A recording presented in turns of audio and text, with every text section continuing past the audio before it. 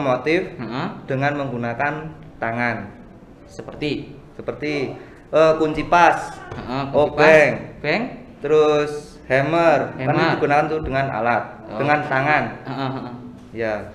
Terus untuk yang power tool alat dunia otomotif yang digunakan dengan bantuan adalah power, seperti listrik. Itu. Terus ada yang kompresor itu termasuk apa, Pak? Kan ada sih di bengkel, biasanya saya pernah lihat itu ada kompresor, tabung kompresor besar. Nah, itu fungsinya buat apa aja? Itu penyimpanan angin. Untuk penyimpanan angin. Nah, itu di power tool sendiri itu ada nggak sih penerapan dari angin yang ditampung oleh si benda itu tadi? Itu menggunakan kan di kompresor itu kan ada yang menggunakan power dari listrik. Itu. Jadi cara kerjanya kompresor itu dari listrik. Kan mestinya menyala dan itu menghasilkan angin. Anginnya itu disimpan di tabung tersebut. Oh, berarti kompresor itu termasuk power tool itu ya? Power tool. Termasuk power. Dengan pergerakan angin. Oh ya, sebelumnya Bapak ini itu lulusan dari mana sih? Saya lulusan di SMK dari SMK Negeri Darul Ulum Muncar. Kalau di perkuliahan saya di Politeknik Negeri Jember. Politeknik Negeri Jember. Itu berarti berapa tahun, Pak?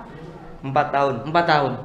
Tepatnya 4 tahun 10 hari. 4 tahun 10 hari ya? 4 tahun 10 hari. Ada molornya 10 hari sedikit. Sampai dihitung sekali ya? Iya. Saking pengen cepat lulus atau emang gabut aja sampai dihitung 10 harinya itu? 10 harinya itu dihitung karena gabut aja. Gabut aja. Kan dari kuliahan kan ada 4 tahun. Dan saya lebih 10 hari. Kalau di mana tadi? Politeknik Negeri Jember. Itu ambil jurusan apa sih, Pak? Jurusan teknik otomotif. Oh, berarti emang dari SMK dulu juga otomotif. Melanjutkan kuliah ke otomotif dan sekarang jadi guru otomotif. Sudah berapa lama sih, Pak, ngajar di SMK MU? Ngajar di SMK MU sudah lama, kira-kira ada 3 tahun. Ada 3 tahun. Masuk 3 tahun sekarang. 3 tahun sekarang. Oh, lama ya? Lama, lumayan lama. Ada enggak sih kayak apa ya? Suatu momen yang sampai sekarang Bapak nggak lupakan atau bisa jadi kenangan Bapak selama ngajar 3 tahun di sini? Kalau kenangan mungkin ada. Bisa dari teman-teman guru dan dari anak-anak peserta didik juga ada. Nah, itu ada nggak sih menemui sebuah kejadian yang paling sampean bikin, kan anak-anak otomotif itu kan mayoritas kan laki-laki. Nah, itu ada nggak sih yang bikin kejailannya itu sampai jangget gitu loh di hati? Ada. Bisa diceritakan. Kalau kemarin yang tahun kedua kemarin jurusan otomotif di sepeda motor. Alumni sekarang dia. Oh, sekarang udah lulus. Tahun berapa? Pertama masuk saya tahun 2000 berapa ya? 2019 akhir. 2019 akhir. Ya. 2019 akhir. Ya 3 tahun sih ya, Pak. 3 tahun. Itu kejadian apa sih, Pak? Sampai bikin jangget itu? Nyilih pulpen gak dibalik nih, Pak. Aduh, pinjam pulpen gak dibalikin. Buat anak-anak kalau pinjam pulpen guru dibalikin ya, jangan lupa ya. Itu aset loh, salah satu aset loh itu. Salah satu aset guru ya adalah senjata. Nah, senjata utamanya ya. Senjata utama selain guru. Spidol ada pulpen. Nah, kalau mau ngabsen biar enak. Nah, biar nggak pinjem ya. Nggak pinjem. Malu dong kalau iya. pinjem anak pinjem pulpennya ya dah. Nah, malu dong. Gengsi ya. Padahal pulpen saya nggak pernah dikembalikan.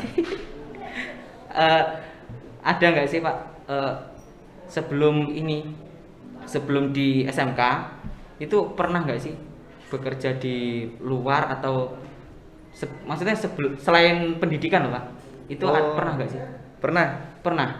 Sebelum di SMK Mambalulu untuk menjadi guru, saya pernah jadi promotor HP di salah satu counter Purwoharjo. di salah satu counter Purwoharjo. Iya. Itu berapa tahun? Cukup 3 bulan saja. Kenapa kok cuma 3 bulan terus pindah ke sekolah ini? Karena dari itu di counter itu karena ada suatu Problem. bukan problem, Pak. Kalau target selalu terpenuhi. Target HP ku all tipe sama series tipe itu selalu terpenuhi kalau saya. Dan itu saya ikut promotor itu kan ada salah satu yang mengajak. Nah, salah satu orang itu nggak usah disebutkan lah. Oh, gitu. Iya. Kenapa kok nggak boleh? Nggak usah itu. Oh, nggak usah. Itu masa lalu. Oh, Biarlah masa lalu ya. Nah, sekarang nih selain fokus di pendidikan, itu Bapak ada kegiatan lain nggak sih di rumah itu? Ada. Ada. Masa disebutkan juga? Ya nggak apa-apa. Kalau di sekolah pagi sampai siang sampai sore di sekolah.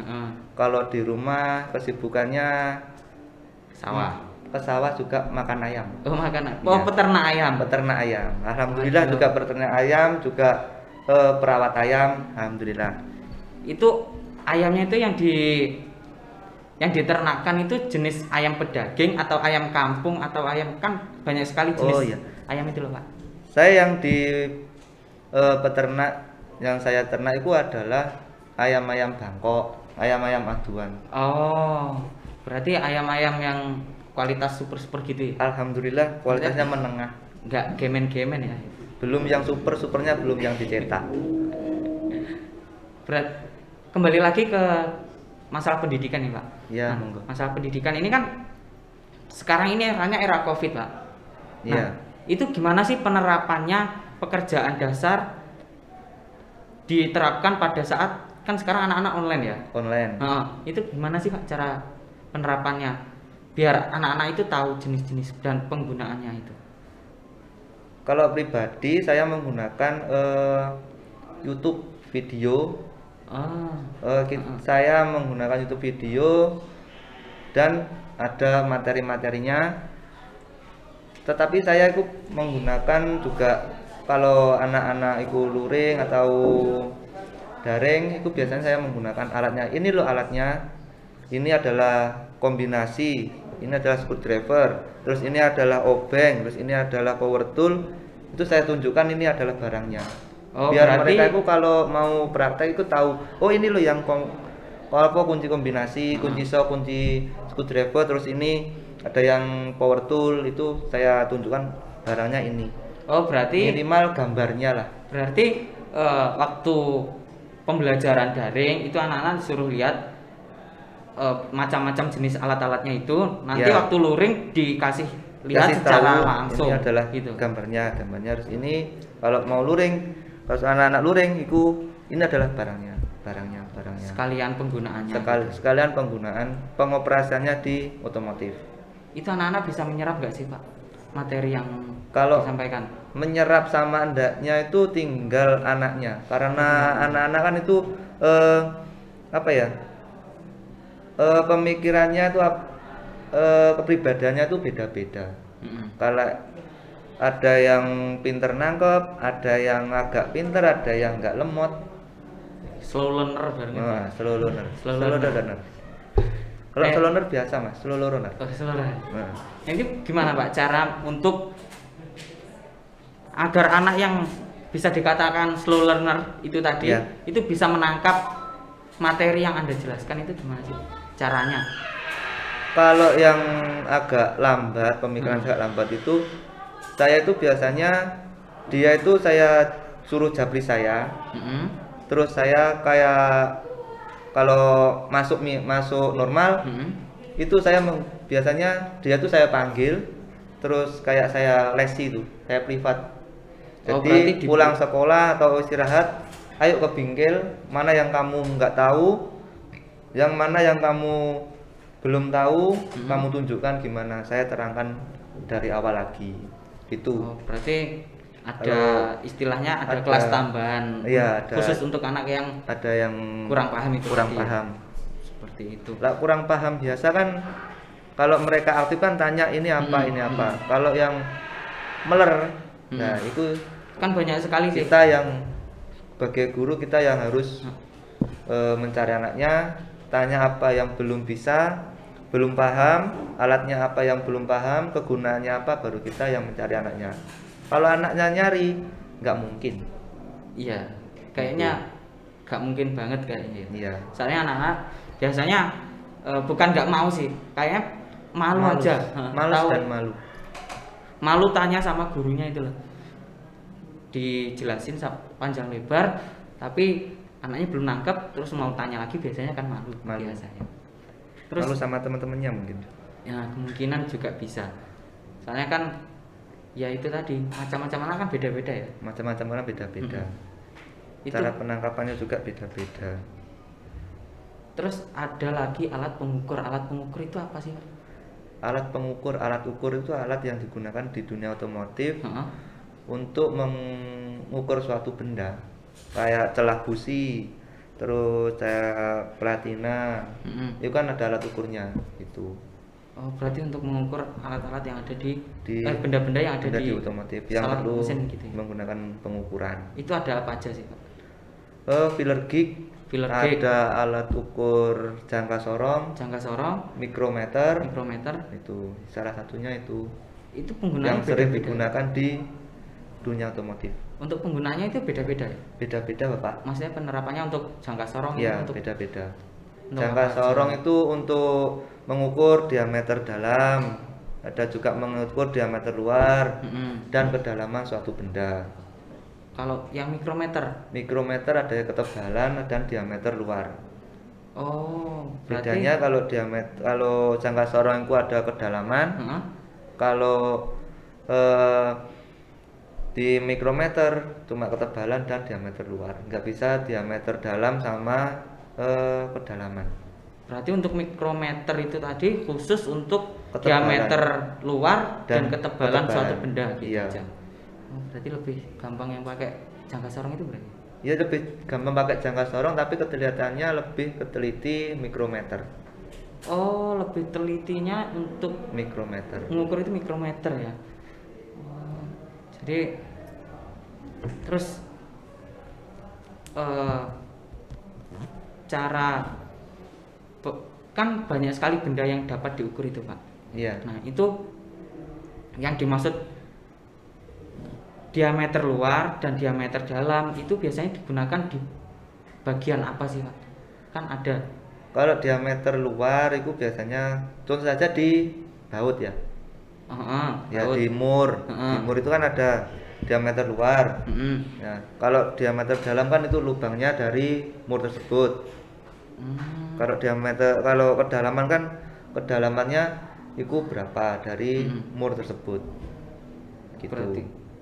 Berarti diukur di luarnya kan di luarnya kan ada kayak donat gitu kan, Pak? Iya, di luarnya ada segini. Terus di dalamnya lagi ada di sini. Terus ada kedalaman. Kalau kedalaman kan cari yang bagian yang rata. Terus di dalamannya itu diukur. Kalau menggunakan jangka sorong. Itu anak-anak apa enggak kesulitan, Pak? Kayaknya jelimet banget sih. Kalau pengukurannya itu kalau kedalaman sama luar sama itu tidak kesulitan. Cuma caranya itu biasanya itu kalau jangka sorong kan emang agak rumit. Itu cara pengukurannya anak itu yang bikin bingung itu kemungkinan anak-anak itu cara pengukurannya. Pembacaan. Dari pembacaan alat ukur itu yang anak-anak itu sering lupa, sering kesulitan itu cara pembacaannya. Soalnya kan ketelitiannya itu sangat teliti banget tuh, Pak. Ketelitiannya sangat teliti dan menggunakan matanya itu harus lurus center. Kalau menggunakan jangka sorong. Kalau misalkan mata silinder itu nggak bisa ya? Mata silinder.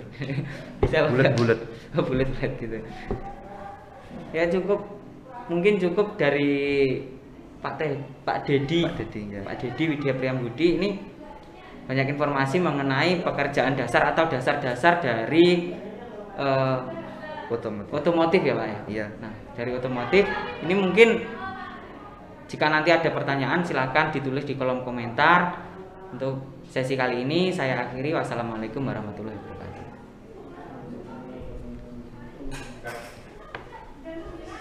ngono tok lho iki. Mek ngono tok.